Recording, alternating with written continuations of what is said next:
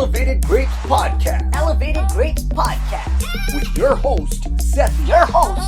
And Stylist, Rashi Bindra. It's time to get started. Let's talk fashion, shall we?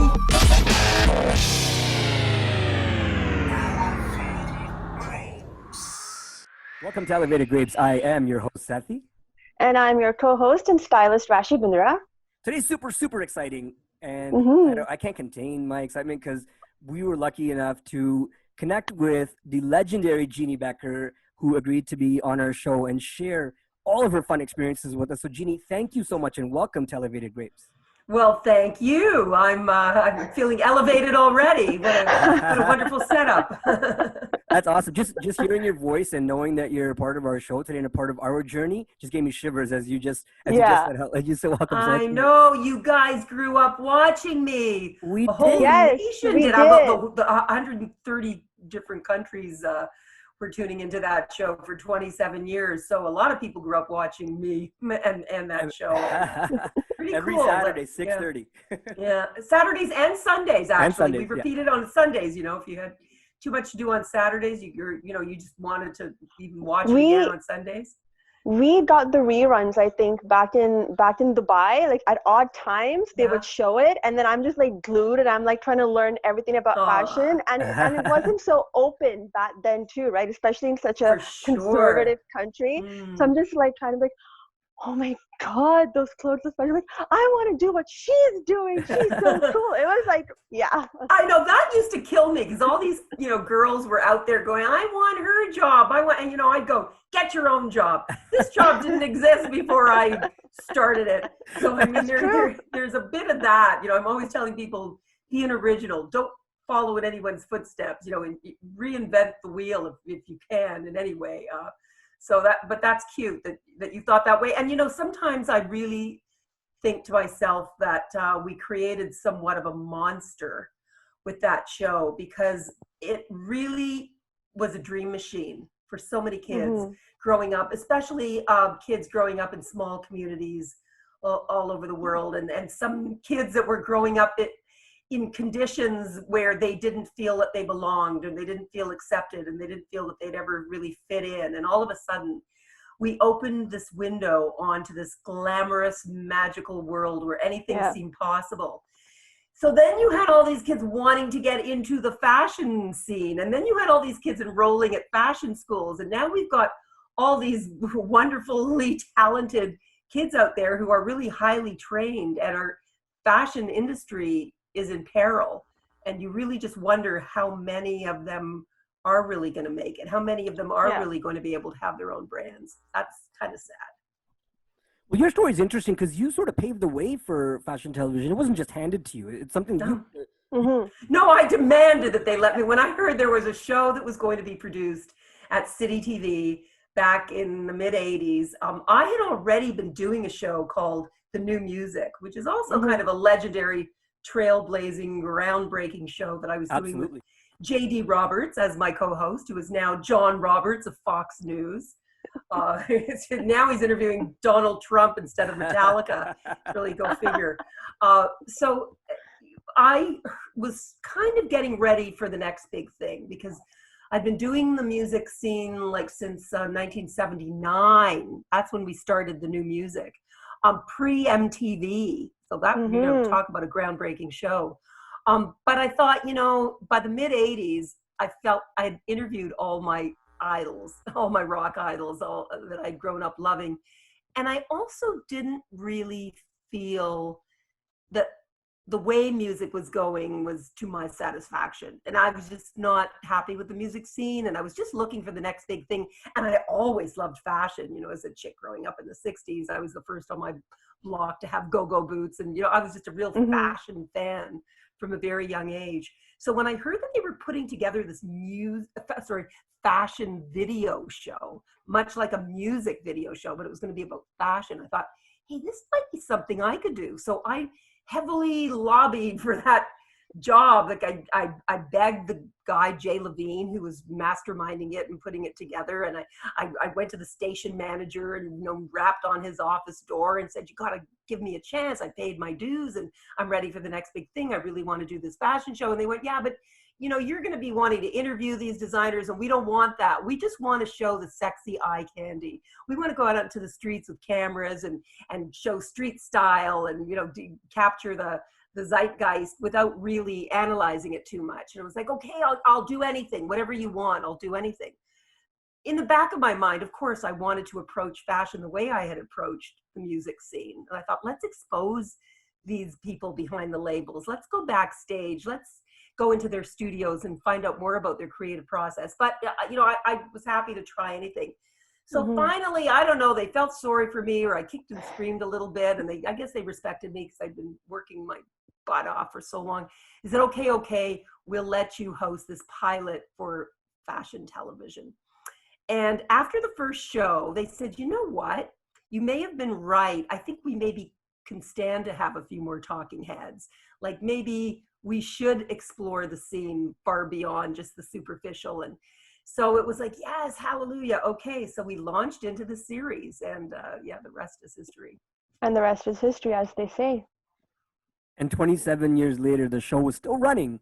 And so what was it like just sort of being in that environment, building content? Because, I mean, that's every week, new content, new interviews, new shows, new everything. Well, we had an amazing team, a really, you know, not a large team, but a very passionate team. We were also fashion newbies. I mean, we weren't, any of us were not fashion experts by any stretch of the imagination. We didn't consider ourselves fashion journalists. We weren't fashion editors. I mean, I'd come from this music background. I was a performer. I was a mime artist, an actress, and an entertainment reporter. And Jay Levine, who was the head producer on the show, he came from the promo background. Like he was producing promos at Citytv. And different people on the show came from different backgrounds, but nobody had a fashion background. And that wasn't important. We wanted to do fashion for the uninitiated. We didn't want to do an esoteric show that talked to the fashionistas. We wanted to explore the scene and really milk it for all it was worth in terms of its theatrical spectacle, in terms of the larger than life colorful characters that were in that world, and we wanted to learn as we went along, and, you know, take viewers by the hand each week and explore that scene together. And I think that's one of the reasons that the show really did work, because we weren't ever too inside. We weren't ever too esoteric about it. We just were looking at fashion as entertainment, and really the first TV show to look at fashion as entertainment. We weren't asking about hemlines and silhouettes and fabrications and even trends that much. I mean, we really were interested in the spirit of creativity that fed that scene. And in those days, there was a lot of creativity. You know, sadly, as the years went by, I think big business sucked a lot of the artistry out of fashion. However, we were there just when that whole scene was bubbling up. And one of the things, you know, with fashion television, and what you guys did was you really showed us what fashion is. Like, those who didn't know, like, outside of wearing a dress and there's a model that's down the runway, that there's more to fashion than that. And I think that's the education a lot of us got from fashion television. And I'm sure you've been asked this, like, you know, many times, but how was the industry responding to that? Because, you know, like, fashion was always this mystical, magical, exclusive, only for the elite sort of world. And then suddenly everybody is like, oh my God, I want to be in this world. Like, yeah, opening. So. Well, I certainly think you're right. We did have a hand in the democratization of fashion, let's call it. And we really were intent on looking at style in terms of attitude rather than just the costume. But it's funny when you ask me, you know, how did the industry regard us? I don't think the magazine editors or the serious newspaper critics thought much of us. I can't believe I'm saying that, but it's true. Really, the magazine people were not really, I mean, there were some great magazine people back in the day for sure. And I loved, I'm a magazine person now too. But back in those early days, there was a lot of, well, who the hell does she think she is? Like, and there is this chick running around with a camera crew in tow. Not much of a crew. It's just usually, a cameraman, because it was very kind of, we used to call it $1.98 productions. We didn't have the sound guy and the field producer and in the early days, it was just like me and the cameraman. But a lot of people are thinking, what are you, you're too in your face. What are you doing? Like, we don't want, because fashion was taken very seriously for a very long time, and still is in some ways for sure. And, deserves to be, I suppose. We didn't want to take it seriously. I didn't really want to take it seriously. I mean, I realized it was a serious business, and there were people that were serious about it and passionate about it. And there were many, I believe, artists working in that arena as well, although some didn't want to call themselves artists. But I saw the way they worked, and there was a very artistic approach to what they did. But I think a lot of people were very cynical about us. The designers quickly, though, and the PR people started to realize that we had a voice, we had a platform that was unlike anything they'd ever seen before. And we could help popularize these fashion houses, these designer brands, and these designers themselves. And that was very valuable. So they started to be nice to us, especially once they realized that we were fashion fans. We weren't there to critique and analyze and give anybody a bad review. We just loved it all. The more the merrier. We, fashion for fashion's sake, who cares? It didn't matter. We were just there to celebrate the scene and the players in the scene. And I think a lot of designers especially really began to appreciate us for that. There was an honest, authentic excitement there. And so, I mean, some of the snooty editors would probably think, well, how dare they, sort of lurch in on our turf, and this is our sacred ground, and, what does she know about fashion really anyway? And, it took a long time to get that credibility. It really did take a long time. But, finally, I think Vogue magazine did a story on me in 1994, I think it was. And that was great. But, that was like, we've already been doing the show for 9 years, wow. But finally it was, okay, I guess there's something here. Fashion on television. That's something to be reckoned with. And listen, there was a show called Style with Elsa Clench, who was a very proper, she was a New Zealand native, but a very seasoned fashion journalist. She'd been an editor at Bazaar, and she'd ask the questions like, why beige? I mean, she was like the first real, fashion television personality, let's say. But it was very dry, and it was very proper, and it was very serious. Then we came along just about 2 years after they launched that show on CNN, and we just rocked it because we were talking to everybody. You didn't have to really understand fashion that well to appreciate the show. I was an entertainment reporter, and that's how I was covering it, not as a fashion journalist with a capital J. It was just, we were there to show you the scene. And then a couple of years after we started doing our show, Tim Blanks came along with Fashion File, the CBC's offering.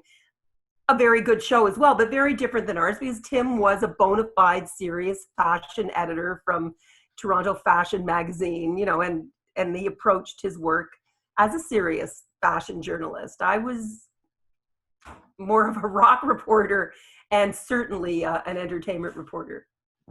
But you broke the rules, right? Like, and I think that's the biggest takeaway. And yes, a lot of people grew up saying they want your job, but I think most of us looked at you and were like, how did she do it? Like, you know what I mean? It like, for us, that was the takeaway, that how did she break that rule, that mold? Someone, like you said, didn't come from a proper fashion education background and created this world where, you are the reason fashion television has been syndicated all over the world, and people learn from it, and people have created different jobs too, because it's like, wait a minute, we might need somebody to actually do that type of thing.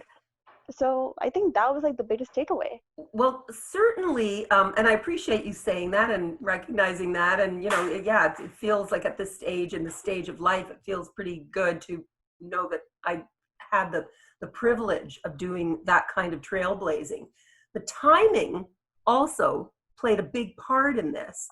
Television was just really exploding, and really the brilliance of a man that we all worked for, Moses Neimer, cannot be forgotten, because he made us realize that life was a living movie, and it was all out there happening, and all we had to go was, go out there and roll with our cameras and capture it and bring it back. And it could be raw, and it could be in your face, and it didn't have to be that studied or take itself that seriously or that well executed almost. Stylistically, there was a lot of the smash and grab stuff going on. I mean, and that's certainly a style that we cultivated initially working with the NewMusic, again, which was so very groundbreaking and set the tone for MTV all around the world. But for us, I can't say it was just timing, but or it was some kind of happy accident. I don't know. There was nothing really that premeditated about it. Mm-hmm. Yes, was I in the right place at the right time? Absolutely. And that counts for something. But then it's also a matter of taking the bull by the horn and being fearless and being tenacious and not taking no for an answer, and all these things that I tell you because I hope they resonate. I think that's great advice for anybody at any time, whatever you're doing, especially in the creative world.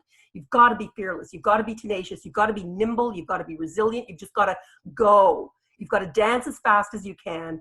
You've got to never give up.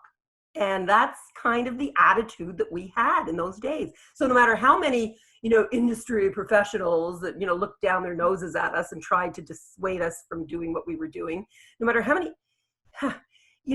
and again, this is something else, and I know that, Sethee, you brought this up earlier in your kind of intro. You were saying, that sometimes life just looks like this fabulous, glossy iceberg that's beautifully floating along, but what's really underneath the iceberg? Absolutely. Or what really goes on in the basement? What's the underbelly of that glamorous fashion world really like? And I tell you, and you know this too, because you guys work in the industry, it is not a pretty picture. It is not at the best of times. It is not a pretty picture. There's a lot of ego in that business. There's a lot of meanness in that business.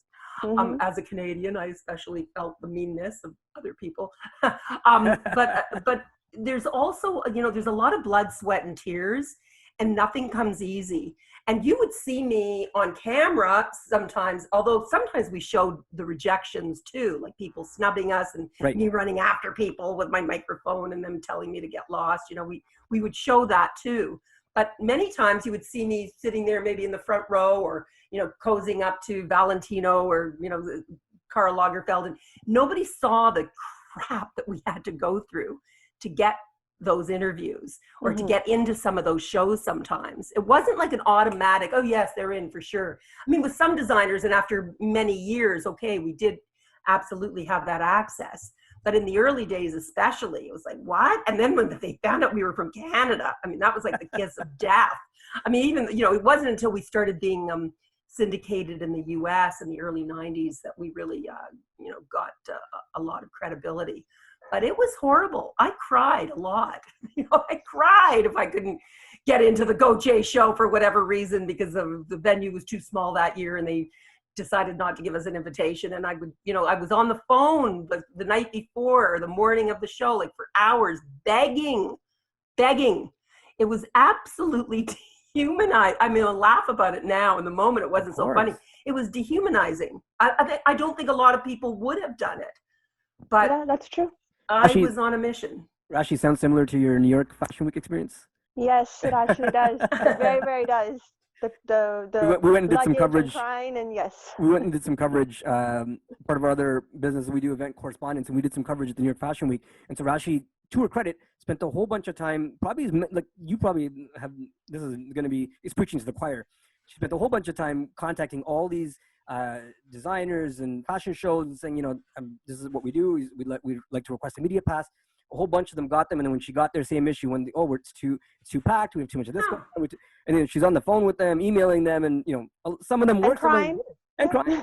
There's a lot of messages I'm back and forth. Holding my luggage with me too. I'm like, I don't have my Airbnb yet. Like, I need to get in this show, and I'm holding my camera, and it was it was also life changing in many ways, and you just end up growing in that industry, and like you said, you learn to be a lot more resilience and the courage that comes within you, where you don't want to take no for an answer and you just want to keep pushing. It's that old adage, what doesn't kill you makes you stronger. Yeah. Also the way we, in the early days, for many years, until maybe the last few years when CTV took over our show and we came on the network, but all those years when Citytv was just producing fashion television, even though we were sold to other countries, but it was still a very low budget production, and we didn't have a driver, for example, to get us from show to show to show. And how did we do so many shows? And we had to produce 39 half-hour episodes a year. That's a lot of material, and each episode had like 6 segments, and so we had to cover as many shows as we possibly could. And it wasn't just like the magazine editors, their limo driver would drive them to the tent or the venue, wherever they were, and they get dropped off. They go inside with a notepad, maybe they go backstage afterwards to say hello to the designer, and then they're off to the next show. But we had to then get sound bites. We had to first get there early enough to set our cameras up. Then we had to, run around and get all our sound bites. And we had to wait in line to interview the designer after the show. And then we had to run, to another show and pack in as many of those as we possibly could. And we did not have our own vehicle. So many times it was like, if a show was taking place, one show was in Bryant Park and the other show was downtown at Milk Studios or something, and we'd have to try and hail a cab to take us, and it could be pouring rain and they didn't want to take us. And that happened in Paris, and that happened in Milan, so it's like, this was the business, this is how God, did I work? Okay, I worked. I mean, there was definitely, if you love to work, that was definitely the job for you. But you have a love for what you're doing, and that's the big thing that's coming out. You have a love for what you're doing, and it wasn't just entertainment reporting was one area of fashion reporting, but it was just more the work, the reporting, meeting the people, getting that interview, getting into that event or that show, and providing the coverage the way you know how to do best. And I think that was, from what I can see from listening to that was the driving force. Yeah, no question. It was you had to be passionate about it, or it just wouldn't translate. So absolutely driven.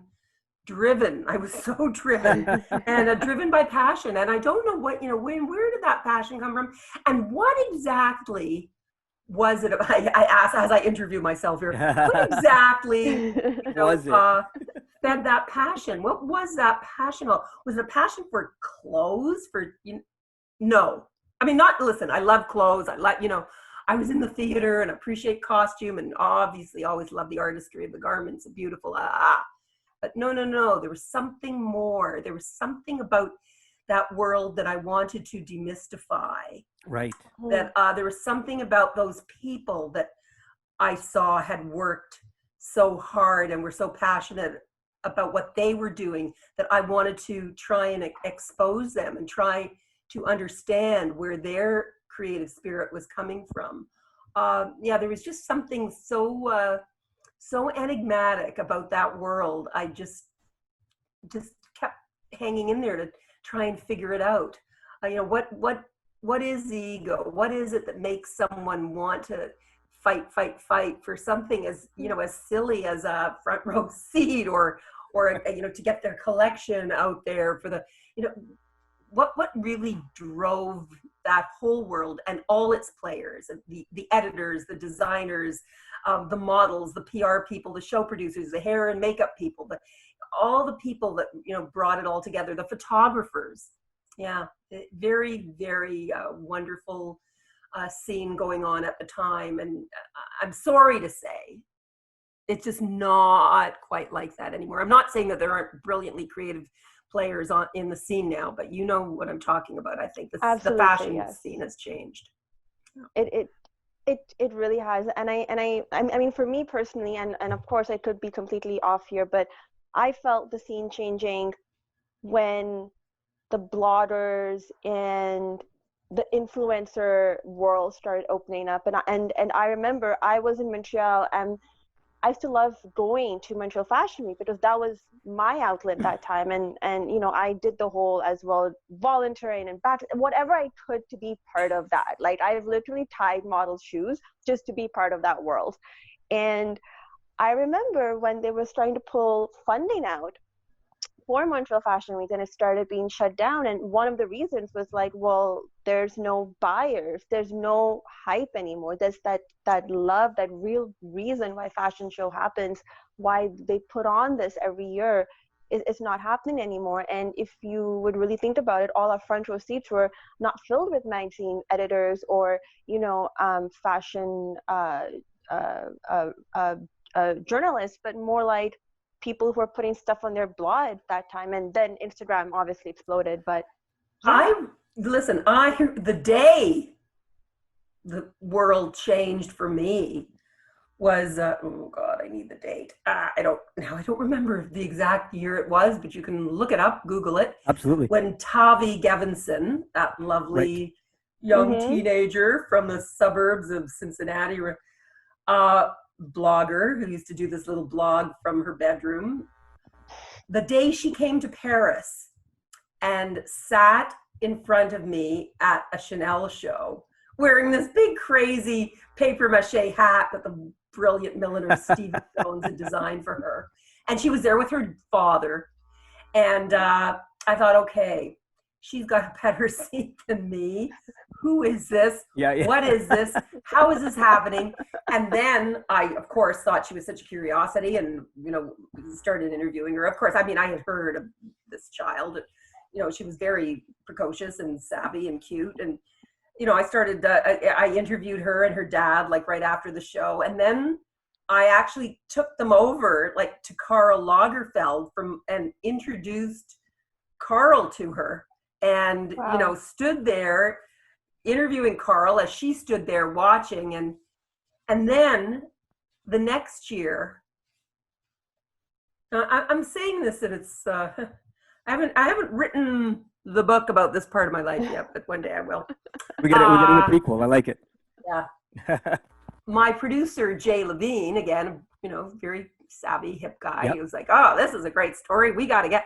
So the nuthead, his idea was, and I can appreciate that it was okay. It was maybe a great idea. But as far as I was concerned, it was like, oh, mon Dieu, what are they doing to me? Because you know what, Jeannie, the next New York Fashion Week, we're going to let Tavi cover some of the shows. You know, you give her your microphone. And there was this moment on camera where I passed the torch, that sacred FT microphone, fashion television, that I had worked years to really gain respect for and to establish. And I passed the microphone, like passed the torch over to Tavi, and I said, okay, break a leg, kid, you know, like, good luck, go cover the whatever it was, Tommy Hilfiger show. And I was like, wow, okay, that's it, I guess. And it's just what you're talking about, Rashi. It's like you read this massive realization that the world is changing, and it's changing, and you got to embrace it, and that's it. And I suppose in many ways it was good for fashion to have these independent bloggers that could, you know, why not? Anyone's entitled to an opinion about fashion. Why should it be reserved to just those, you know, people who thought they were in the know? But yeah, it was kind of sad because all of a sudden the scene started to become common to me. It felt like it wasn't all about having that precious backstage pass and that access that nobody else had, and you were in, and you could, you know, sort of just kind of pull the curtain back a little bit and let everybody else in on that magical world. All of a sudden it was like, okay, we're open for business, you know, come and get it, everyone, you know, Everybody whatever. So yeah, that's the way it changed. And I think like what you said was actually was on point in the terms of like, there's a certain sense of pride and passion and love that comes when you're the one who's able, and you've earned it, you're able to open that curtain for the rest of the world and give them a sneak peek of what's going on. Absolutely. So you're still letting them know what's going on in this beautiful mystical world, but it's not that common yet. And then suddenly it becomes accessible to pretty much everybody. Yeah, and that's how it lost its luster. You know, that's how the scene really started to lose its luster for me anyway. I don't know, maybe not, you know, there's like, and you're the younger generation, so you can tell me, because obviously I see you two great people out there thinking, you know, loving fashion and excited by it. And I'm still, you know, I don't want to say you have stars in your eyes. I don't think you're, you know, that naive. I mean, you've seen, you know, a lot of the grit, but there's a lot of hope there, and there's a lot of promise, and there's a lot of excitement. And I feel that, sure, why not? There should be. It's a brilliantly creative field, and there are all kinds of possibilities. But once you have lived through a kind of golden age of that nature, it's just not really the same. I was just interviewing Anna Swee the other day for my own upcoming podcast. Yes. You know, what a brilliant designer she was, and what a queen of that hip, you know, it girl scene she was, and all the supermodels wanted to do her shows, and that was where all the rock stars were hanging out in the front rows, and it was just such a great scene. And we were talking about those old days in fashion, and, you know, kind of lamenting the fact that it's just not like that anymore. It really isn't like that. And I'm sure there are a lot of young models out there who are really, you know, excited by what's going on, the way they see it, but it's just it's different. It sure is different. It's just like you say, it's so accessible now. You know, so for me, it's kind of lost it a little bit. I still love reading, you know, how Gucci came about, and the history of Carl and Chanel. And for me, that's still that world, which was all about history and art and true fashion, in the sense of, you know, even couture, for me, that still holds like that magical space. And I mean, I haven't yet had the privilege of going to Milan and Paris, and that's something I do want to conquer in this lifetime. But even then, like for me, yes, I see shows now and I'm like, it's amazing, but it's that magic that you read about or you've seen in the past shows.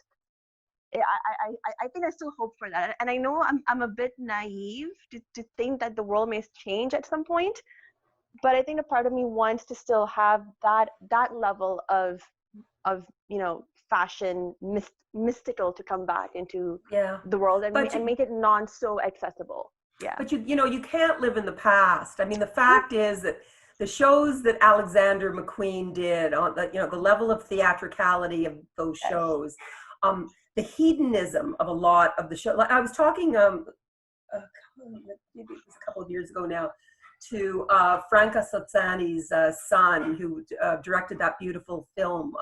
I don't know if you saw that film about Franca Sozzani, the editor of Italian Vogue. I did. Oh my God, I did. She was such a brilliant She was amazing. Woman. Oh, you know, gosh, she's so amazing. And her son, you know, directed the film, and I said to him, you know, do you ever think that it's just not gonna happen this way now for your generation, like, because it's changed? And he said, yeah, absolutely, it can't. The fashion scene, it doesn't have the kind of money, the way, you know, the way the big business worked.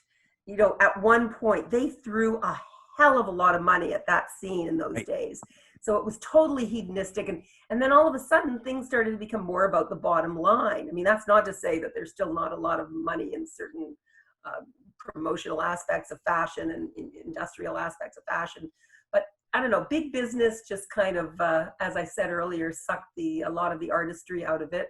Things just got too commercial, and a lot of people just, you know, fell by the wayside. It destroyed a lot of people. It became this big monster that, you know, just chewed people up and spat them out. And I saw some of the most talented, brilliant people just destroyed really by what the monsters of the fashion hierarchy did to them. So it's all really interesting. There's some great stories to be told that hopefully will come out someday soon. Someday. Someday No, I'm soon. actually, that's one of the projects I'm working on, a documentary series about what happened to that age of fashion. I'm working with some really hip people and very, very excited about that, but it still might take a while. It's a big monster of a project, but yeah, I think we have to let people in a little bit and analyze it now that we can see the forest for the trees a little bit better. So where do you see? I mean, you mentioned that, again, it's a monster. It's the way fashion was when you started providing sort of the service you did in an era where it was magazine was a thing for the fashion world. You sort of broke the boundaries with TV, showed something new, and that too as a Canadian in a world that, where Canada didn't necessarily have that strong hold on fashion at the time. What do you see now? What do you see happening based on the people you're talking to, the network that you're with? What do you see happening in the fashion world? I'm sorry, can we take a break? Because I've got an audio thing, okay? Yeah, no problem. Can you Take a quick break. Take a break, I'm sorry. That's okay.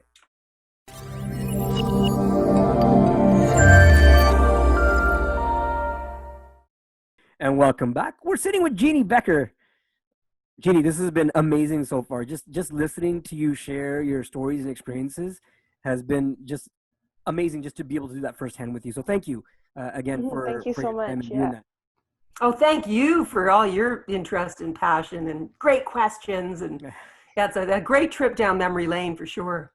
So let's sort of move forward a little bit. Just talking about fashion and sort of the monster that has become, what's happening with the industry right now. Where do you see fashion going based on your experience? Well, I mean, listen, it really remains to be seen. I'm certainly not a fortune teller. I wish I had that kind of a crystal ball. I just read today a huge article in the New York Times about the collapse of fashion and how it's now it's just going to be all about sweatpants. I mean, I don't really believe that, and I still think that there is going to be a great desire, and hopefully maybe after we're out of this thing, if we ever get the frick out of this thing, there'll be an enhanced desire for beauty and luxurious things and beautiful things. But I think that this has been a great wake-up call. Fashion was going this way anyway, and now this pandemic has just really, socked it to the next level. It's, the nail in the coffin for a lot of struggling businesses for sure. But certainly it's made us realize that, there's just too much stuff out there. There are too many brands, there are too many labels, there are too many people aspiring to, give us a new spin on this, that, and the other. And we always welcome, the new and the original, and, yes, okay, keep trying. But it's just not realistic. The system was not working. The system is just very broken. It didn't make any sense. It was creating desire for things that you couldn't readily find. And it didn't really make sense. So now I think we're going to, pull back, and we're going to reassess. And as people are reassessing, I think the biggest mystery in this puzzle is going to be ourselves, like the consumers themselves. What are we going to be wanting? How are our appetites going to change? I think for a lot of us, we're starting to realize that we do not need that much stuff, that less is more, that we would rather have things of fine quality. We are interested in the backstories. We're all becoming increasingly aware of sustainability. Where are these things coming from? Who's making them? What's the backstory? That makes the garment or the accessory much more interesting in my mind anyway. So we're going to be going more, in those directions. I think we're going to, the fashion show, are there going to be some people that are still going to want to put on rockin' fabulous fashion show parties, theatrical things that cost a lot of money and, are entertaining? I'm sure as long as there are sponsors and companies willing to pay for that, there will be that. But I think the whole idea of these fashion weeks those are dinosaurs. I don't think fashion weeks will ever come back that way. And I think, we're going to look at a lot more seasonless dressing. That seems to really make sense. I mean, it's confusing sometimes, but I think we're going to, be cherishing our wardrobes and looking at them as like little personal art collections, I would hope. And that's not to say that everything in your closet has to be, really, really expensive to be worthy of wearing or anything. But I think, a lot of us do realize that the more sentimentally attached we get to our clothing, the more we start loving those pieces in our wardrobes that kind of become our old friends, that they kind of become hours and hours alone. I think people are styling themselves in wonderful ways, and that's become a much more interesting aspect of fashion than actually churning out garments themselves. Looking at old garments, of vintage shopping, which has been, around for a long time, but obviously more than ever, we're starting to realize just how important that is, and how we can make powerful, original statements that are all our own, without the help of contemporary designers. Not to say that we don't need contemporary designers, because we always want to look for the new and the next too. That's exciting. But, there's a lot of stuff out there that we can work with. And it'll be interesting to see, retail, of course, now, well, shopping experience. I work for TSC. So we do a lot of online shopping and, shopping from your TV set and selling fun stuff. And I mean, I feel very fortunate that I got involved with TSC about in 2015. So 5 years ago. And I think, we're going to just grow that business big time, because people do not want to go through the hassle of going into stores anymore, which is really sad for me, because I love that experience. But I think, obviously online shopping is just going through the roof. And we're going to see more of that. And especially in the context that we can offer it, when you're on a digital platform, or or on TV, where we can actually talk to people and explain how these clothes move and really show people how to put them together. I think all that's great, and I think we're going to be seeing a lot more of that. So we'll see. Absolutely, there's a lot to be seen, and I think you hit a couple of really important points there. That the e-commerce side of the business and big retailers, not just small boutiques, but even big retailers struggling. It's going to open doors for brands that may have not been able to see the limelight before, and have that opportunity to really showcase. And I think you're right. The consolidation is going to be a big part of this new wave of the way the fashion industry takes shape. Yeah, without question. So I have a question for you. Yes. When you hear headlines, another one. Yeah, Jeanne Beker is the most influential woman in fashion in Canada and around the world. I mean, how does that make you feel? What does that do to you inside? Like, how does that make you feel? Well, it's humbling. Hold on a minute. No problem. I didn't put these in right. They're falling out. I hate these. Okay, I'm good The now. left and the right and the right and the left. I got them. How does it make me feel when I see that kind of hype? I feel that some publicist somewhere did a really good job writing a press release. I mean, I'm humbled. I don't know. I'm telling you something that someone told me a long time ago, and when I first started reporting on the music scene. I said, you'll be great as long as you never take yourself too seriously. And I thought, oh, okay, well, what exactly does that mean? And I understand what that means now. I mean, you do not believe your own press. You do not. Right. Most influential. I think, yes, I was associated with a show for a very long time that was very influential. I had the honor and the privilege of bringing the world of fashion into people's living rooms or wherever else they were watching television for, almost 3 decades. And did I inspire through what I was showing people? And, I guess so. And I mean, I'm so grateful that blessed really that I had the chance to do that. But I don't think of myself as like such an influential big shot at all, because I remember too well all those times that I had to grovel and that I had to, lick people's boots. I mean, not literally, but almost like felt like it. And, that I just had to, beg for acceptance, and that I had to keep going when it it just didn't feel that good to keep going, but I just knew I had to. And yeah, the tears that I've shed and the, you know, it's been an incredible ride, but not without its blood, sweat, and tears. And as long as you work that hard for something, you never really take it for granted. And I think the nature of the work keeps you humble. It should. I hope it does. Absolutely. Well, the fruits of that labor really showed.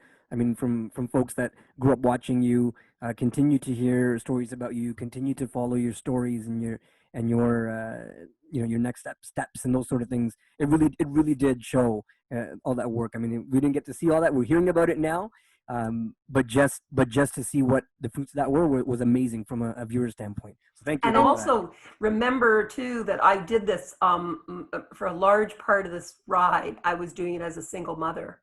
Wow. 2 young girls at home. And like I cried myself to sleep in hotel rooms all over the world. So talk about a glamorous life. And any working mother listening to this will be able to relate to that, you know. But I just did it for whatever crazy reason. I did it. And I did it my way. I'm glad I did. And your daughters have an amazing, you know, role model to like look up to.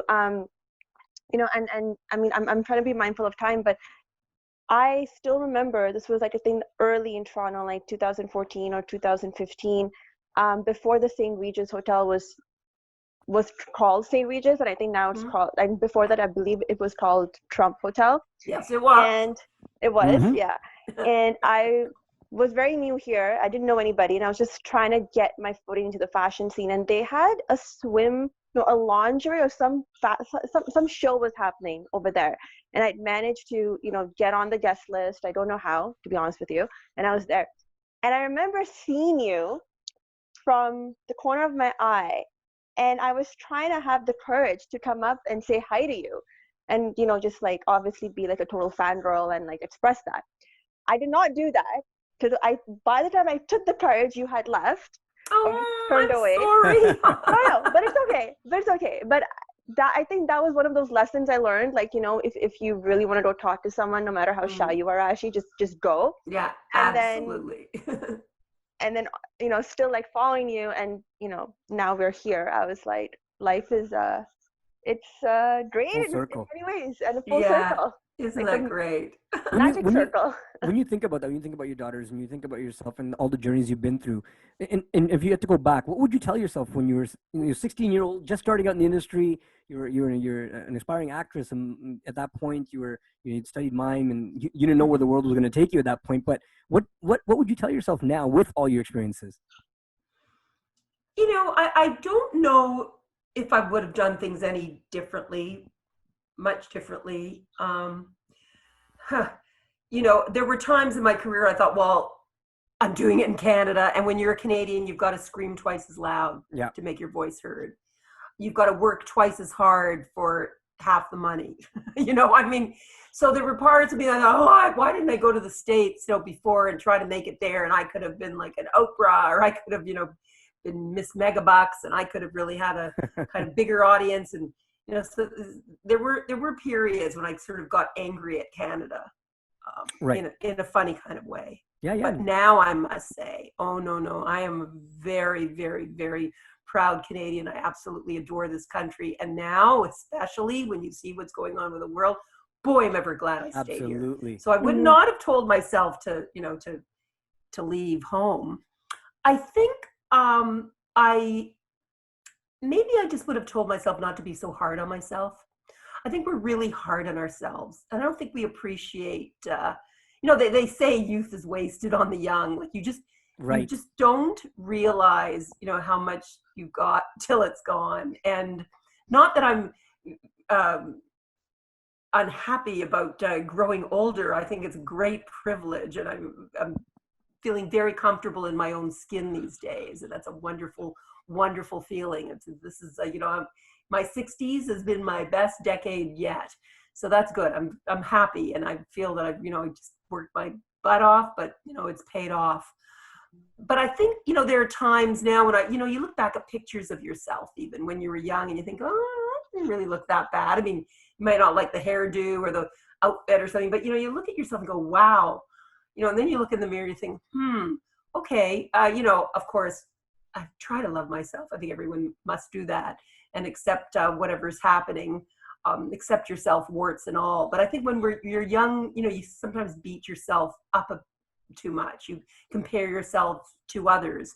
You drive yourself in a way that isn't really fair to yourself. So maybe I would try to take myself more lightly, even though I say I was given that advice at a very early stage of my career. Don't take yourself too seriously. So I think that's a real important bit of advice for everybody. No, absolutely. I'm left with one last question before I let you go. But Rashi, is there anything you'd like to ask? Because I have a question, but it's a little bit off topic, and it's coming from the music side of my life. So I'll ask that last. But Rashi, is there anything else you want to know? Yes. So my last question, and this may be a bit of a fangirl question, so I do apologize in advance. Oh, I love a fangirl. I love a fangirl, yes. When you had your first fashion interview, like when you bang those doors and you got your first assignment to cover that and create that fashion show segment for like FT, how did you feel, and what was, and if you could change anything about your first time, what would that be? I don't know. I hate not to give you a good answer for that, but I did. It's not that conscious. It wasn't that conscious. As I say, I came into the fashion world from the rock and roll world. And if you could handle the rock and roll world and those musicians, especially at that time, because I was there for that whole punk scene and that whole, second British invasion of the late 70s, early 80s. And there were some real bastards that I had to deal with, and some real awful people, these bad boys that thought they were hot stuff, and they were creeps. Some of them were very nice and totally charming. Loved a lot of them. But I was ready for anything. So the fashion thing to me seemed like a bit of a cakewalk initially. It was much easier because fashion people are all about image and very conscious about image. Right. I mean, the rock people became like that too. Music people became very much about image. But when I first started in those early years of music television, and when I was doing the new music, it was all new. No one had ever been on a TV show like that before. They'd been doing shows like Hullabaloo, Shindig, Dick Clark's American Bandstand, where they'd come on and just perform and answer a couple of questions, and that was it. But we were going into the studios with them, and we were hanging out backstage with them, and going into the hotel rooms with them, and riding the tour buses with them. And they were like, they didn't even know how to act on camera, like what kind of persona. I mean, some of them were kind of shy, and some of them were, it took them a while to learn how to be on screen. So, with the fashion world, it was a little bit like that too, because we were there from such an early stage. A lot of these designers didn't quite know how to be on camera. There were some that just had great personalities from the get-go, like a Betsy Johnson, or even Isaac Mizrahi's always a performer, so he knows how to be. But some of these guys were a little, I remember Mark Jacobs, when he came to Toronto early on in his career with hair down to his elbows, and he was just this goofy kind of kid. I shouldn't say goofy, I mean, he's adorable, but just like, he wasn't like Mr. Hotshot at all. And I was getting a chance to kind of lead these people by the hand a little bit and turn them on to the world of television and make them understand what made for good television, and that was a privilege. So that was pretty cool. But I didn't think, okay, now I've got the big fashion show, I've arrived. I mean, I loved fashion, but I didn't think fashion was going to be my life. I certainly didn't think I'd be doing the fashion television for 27 years, and now and then TSC, that's gone. Yeah, now TSC, and now writing for magazines, and fashion is something I do a lot of still. I've written 5 books and doing all kinds of different fashion projects, fashion documentaries. So it just wasn't that conscious. I mean, for me, I'm a performer. That's first and foremost. Like, I trained as an actress. I love a camera. I love a microphone. I like to be on and tell stories. I'm a storyteller. And I just thought, okay, this is a great new channel, great new alleyway to go down, a wonderful new road, fashion as opposed to music. And I was excited about it. And Sadr, I know you have one question, but I'm sorry, I just have one mini question to ask you, just because this is like a burning question. What was like to talk to and interview Karl Lagerfeld? Like, what was that like? Because I'm like, yeah, like I cried. I actually cried when he unfortunately passed away. Yeah. I have been inspired by him in so many ways, and I feel like it's never enough. So well, he's just about my favorite. He was. I always said when Karl goes, I'm getting out of fashion. You know, there's nothing. It's just not. He was such an inspiration to me, and really, I considered him a kind of mentor. We had a wonderful kind of simpatico, a wonderful kind of relationship. He always appreciated my enthusiasm, and interviewing him was like playing a tennis match. You know, he'd lob these balls at you, these crazy quips, and you have to be quick and lob something right back at him. And we had a mutual fondness for each other, I believe, and a wonderful relationship. And he was totally irreverent, and he could be very naughty and say things just to wind people up and get your goat, and taken out of context many times and taken far too seriously many times. And he was absolutely brilliant, a true Renaissance man, and a great educator. And like all the young models would always say that Karl taught them so very much, just not just about fashion and walking down a catwalk, but just about life, about the big picture, about art and the lens through which you know, can see the world if you choose to. And he was just brilliant, and always about on to the next. He didn't really like talking about what he did yesterday, or even the collection that he had just sent out. He'd much rather talk about what he's going to do tomorrow. You know? So that's a good way to be too. You know, forward, focus and forward thinking. Forward. Yeah, that's awesome. So, Jeanne, one last question. This is it's a much lighter topic. The music person inside me has to know. Song Obsession. How was that chosen? Like, how did that come about? Okay, that had nothing to do with me. Nothing to do with me. It's such a good song, though. Look, it's embedded in my brain. It's such. I know. We must have made those guys a fortune, that True Bad Emotion, because you know we obviously had to license it. And it's funny. Years ago, there's a wonderful producer named Maury Sherman that works for the Roz and Mocha show. You know that morning show, and he's Damn it, Maury. Maury is you know Maury, right? Yeah, damn it, Maury. He's one of the hosts on the show. Yeah. Maury himself comes on the show now. I didn't even know that. Yeah. Okay, Maury himself, Maury Sherman. He's brilliant, and he's married to one of my old publicists, Matthew Almeida. So I love those guys; they're adorable. And Maury is one of the, you know, he's just he will never take no for an answer, and he just goes. So once he asked me to, this is when I was still doing fashion television. He asked me to come on a morning show that he was producing, and a morning radio show. And he had Tom Ford call in to wish me happy birthday, which was oh my God. Betsy Johnson called in to wish me happy birthday. That was delightful. And then he had the lead singer from Animotion call into the show and started singing Jeanne Beker, You're an Obsession. I was like dying. It was incredible. So hilarious. So I thought, and he seemed like a really nice guy too. I don't even know the guy's name, but this the lead singer of Animotion actually sang to me that song that we helped make even more famous than it already was. But it's wonderful to have that kind of an anthem. Absolutely. People hear it and it immediately takes you back to a very special time.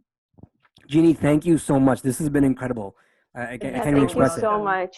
Oh, you guys are adorable. It was so much fun, and thanks for indulging me in my stories. We love it. I mean, we could, I think, spend hours absolutely and hearing all the stories. I mean, I know I could, and I might again be like very starry-eyed, but would love to hear more and more stories whenever possible. Definitely. Okay, well, hopefully you'll tune into the podcast that I'm going to be launching in September too. I think we're calling it Beyond Style Matters. So it's going to be just about a lot of great iconic people talking about fashion and style and what it means to them and just how we move through the world. Obviously, it's about so much more than what we wear. Where do people find you online in your social so they know where to follow this story and your new projects? Well, I'm not sure exactly. We haven't officially launched the podcast yet, but like I say, that will look for that in early September. You can follow me On Instagram, I'm at the Jeanne Beker, spelled JeanneBeker, because most people don't spell my name properly. So you can follow me on Instagram, Facebook. I'm not a huge Facebook person, but once in a while I feed stuff out there. TSC Style Matters. The new season starts September the 10th, I believe. That's a Thursday, and we'll go 8 Thursdays from then on, every Thursday at 7 p.m. Eastern time on TSC. Nice. And I write for Living Lux magazine. I'm their lifestyle editor. And I write for a number of other publications. So I'm out there. Google me, find me. The Jeanne Beker. Find her, and you'll be able to follow the rest of her story. So thank you so much again, Jeanne. We look forward to connecting and chatting with you again when the opportunity is right. But this is amazing. Thank you. Thanks, guys. So much love. Thanks so much. Talk soon. And to our listeners, we'll catch you next week. Hey, guys. Thank you for watching that podcast or that video. If you like what you hear and you want to hear more of us and see some of our behind-the-scenes stuff, subscribe below. Yes, hit that little red, button thingy that's over there and hit subscribe and keep following us for a lot more cool, fun stuff. Thanks again for tuning in. We'll see you soon.